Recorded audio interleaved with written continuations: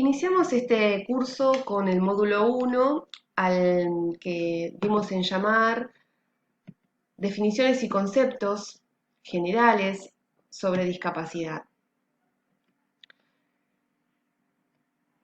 La Convención Internacional de los Derechos de las Personas con Discapacidad, que data del año 2006 y aprobada en nuestro país en el año 2008, también con el reconocimiento de jerarquía constitucional, sostiene que las personas con discapacidad son aquellas personas que presentan deficiencias físicas, mentales, intelectuales o sensoriales a largo plazo que al interactuar con diversas barreras puedan impedir su participación plena y efectiva en la sociedad en igualdad de condiciones con las demás. Vemos en este concepto que sintetiza toda la historia sobre la discapacidad y trata de dar un nuevo enfoque a la forma de interactuar de la persona con discapacidad en su contexto social. La autora Chabral y Pérez hacen una revisión de la historia del concepto y nos ofrecen esta clasificación de los diferentes modos de abordar la temática de la discapacidad. Y por un lado nos dicen que el modelo individualista es aquel que se focaliza en el modelo tradicional, en este modelo moral y religioso, en ese modelo que considera que la persona debe afrontar la sociedad con su discapacidad. Un modelo individual porque la persona es la que sobrelleva estos obstáculos. Y dentro de este modelo individualista incluyen al modelo médico rehabilitador o individual, donde un diagnóstico médico es el que define la posición, la situación de la persona con discapacidad en su entorno social. Por otro lado, el modelo social, donde lo agrupa en 7 líneas y habla de una discapacidad que se va desarrollando en una construcción social. El modelo británico, el modelo de Mike Oliver, el modelo que comienzan a focalizar sobre las barreras, las políticas sociales, que son las que terminan delimitando el desempeño y el funcionamiento de la persona en la sociedad, y no en sus funciones biológicas. Luego el modelo americano, el modelo minoritario, el modelo que se caracterizó por nada sobre nosotros y nosotros, es ese modelo donde la persona con discapacidad comienza a participar socialmente o comienzan a generarse espacios de participación y su voz es la que comienza a definirse y a posicionarse, donde la persona reclama y brega por un derecho protagónico en políticas y cuestiones académicas que hablan de ellas mismas. El modelo biopsicosocial, el de la Clasificación Internacional de las Funciones de las Ocupaciones, es ese modelo que propone la Organización Mundial de la Salud, donde comenzamos a hablar de facilitadores y obstáculos. Luego el modelo escandinavo, el modelo relativista, es ese modelo relacional, donde el profesional forma parte de la vida de la persona con discapacidad, pero que todavía la persona con discapacidad no logra su protagonismo en la decisión de un tratamiento o de un entrenamiento para sus elecciones y decisiones. El modelo de los derechos humanos es el que estamos compartiendo, es un modelo que focaliza en la dignidad de la persona. El modelo cultural es un modelo que reta a los estereotipos sociales, es el modelo que vamos a manejar a lo largo de este curso también, porque es el que considera las diversidades funcionales, mentales, físicas. Es un modelo que interactúa con, con las diversidades otras y en esa línea la diversidad funcional, que es otro modelo, otra forma de enfoque de la discapacidad. Y entre todos estos modelos, tanto la línea individualista como el modelo social, son modelos que hoy todavía estamos manejando y que en las diferentes instituciones y en los diversos institutos y hasta en las mismas políticas se abordan cada una de ellas desde diferentes perspectivas, pero manteniendo aún ciertos conceptos propios de cada uno de estos modelos.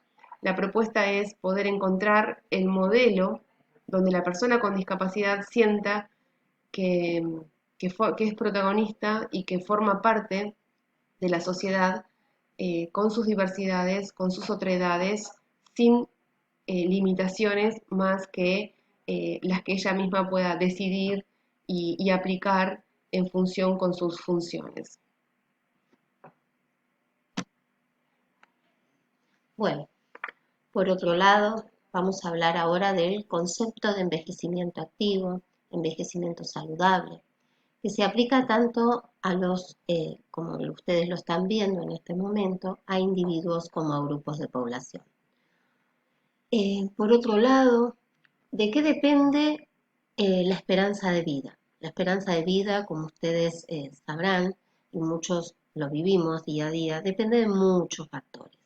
La parte genética, que es muchas veces cuando decimos o empezamos a pensar, esa persona parece más joven de su edad, tipo de piel, bueno, todo esto muchas veces tiene que ver con parte de la genética. La cuestión social, ¿sí? Si esa persona muchas veces hablamos de, cuando hablamos hasta de grupos vulnerables, personas que están viviendo en situaciones a lo mejor de emergencias, personas, bueno, muchas de estas cosas van a tener que ver con la esperanza de vida, a veces hasta no solo de un país, lo cultural, el nivel de ingreso, la educación. Todo depende muchas veces en qué lugar, por ejemplo, esa persona. Hoy tenemos muchas veces que pensar que no es lo mismo una persona que se encuentra en Europa. Sabemos que en Europa tenemos todo un continente, que se habla de un continente envejecido.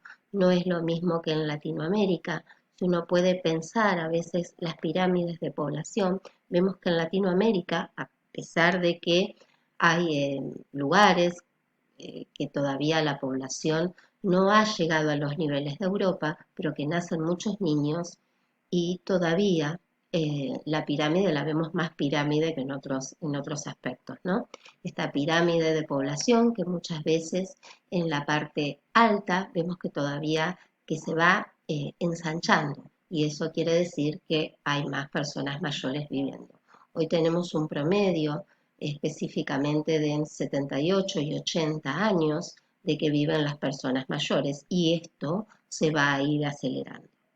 Otra de las cuestiones que tenemos que tener en cuenta es la capacidad funcional y estos factores que pueden restringir o ampliar, ¿sí? Lo que tiene que ver con el funcionamiento de la persona mayor.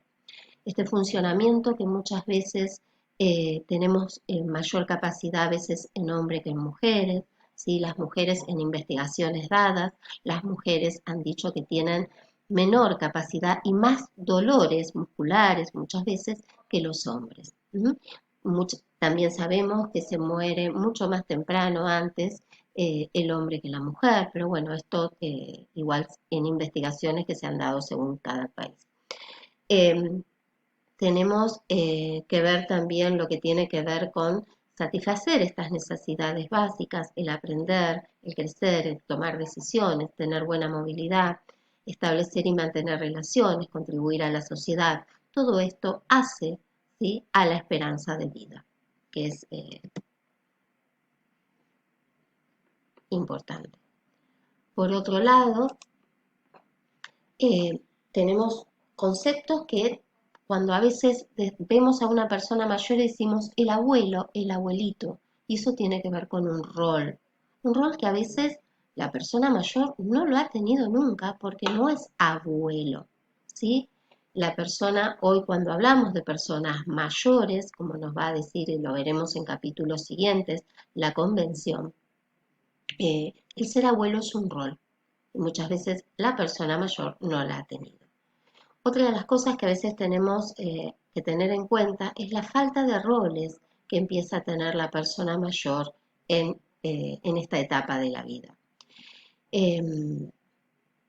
tanto a nivel individual como social.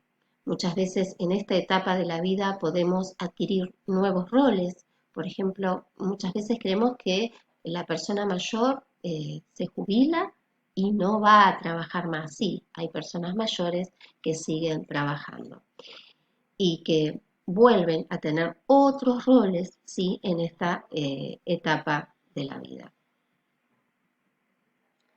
Y para poder promover esta participación social y asumir y desarrollar estos roles, tanto la Convención de Personas con Discapacidad como la que promueve los derechos de las personas mayores habla de la accesibilidad y las nuevas tecnologías como facilitadores, como asistencia, como apoyos. La Organización Mundial de la Salud define a las tecnologías como esta asistencia a los servicios relacionados con la utilización para la asistencia y la prestación de los servicios. Estos sirven para mantener o mejorar autonomía para la persona, promoviendo su bienestar, y en este sentido estas tecnologías deben formar parte de las agendas públicas a fin de que puedan acceder las personas a estos dispositivos. Vemos en las personas mayores el interés de ayornarse en el uso de las nuevas tecnologías. Lo vimos a lo largo de la pandemia como un facilitador en la comunicación y hoy forman parte del uso habitual de la comunicación de las personas mayores. Bueno, volvemos ahora a un concepto que para nosotros es muy importante y que hay que tenerlo en cuenta, que cuando hablamos de vejez, ¿sí? No es sinónimo de discapacidad. Que la persona tenga alguna dificultad, a lo mejor esté un poco más enlentecido en caminar, en hablar, escuchar, no es sinónimo de discapacidad. Esto más adelante lo vamos a ver cuando se vea el certificado de discapacidad, si la persona certificó o no, pero esto es muy, muy importante, porque a veces la discapacidad sí puede ser por alguna enfermedad que produce una discapacidad, pero no tener en cuenta eh, esto de que no es por ser una persona mayor, no tiene por qué tener una discapacidad. Eh, y siempre tenemos que pensar en lo que es la persona mayor, en reconocer el potencial de esa persona, esa identidad cultural, la diversidad, el desarrollo humano, económico y erradicar la pobreza. Es algo que está entre todo lo que tiene que ver con los objetivos que tienen que ver para el milenio. Bueno, a modo de conclusión entonces, cerrando este módulo, la propuesta es posibilitar desde cada espacio, cada ambiente, cada contexto donde se encuentre una persona mayor, promover sus derechos, garantizar estos derechos, potencializar y mantener y lograr esta vida plena y saludable. Considerar que el curso de vida se utiliza para entender los cambios en la vida de la población. Y considerar estos sucesos de larga duración situada porque llamamos a la persona en su territorio, a la persona con su saber, a la persona con sus necesidades y por sobre todo con sus expectativas que tienen que promoverse, apoyarse y ese es nuestro rol, es el de escuchar para la promoción de estas expectativas y facilitar el alcance a estos logros. Muchas gracias.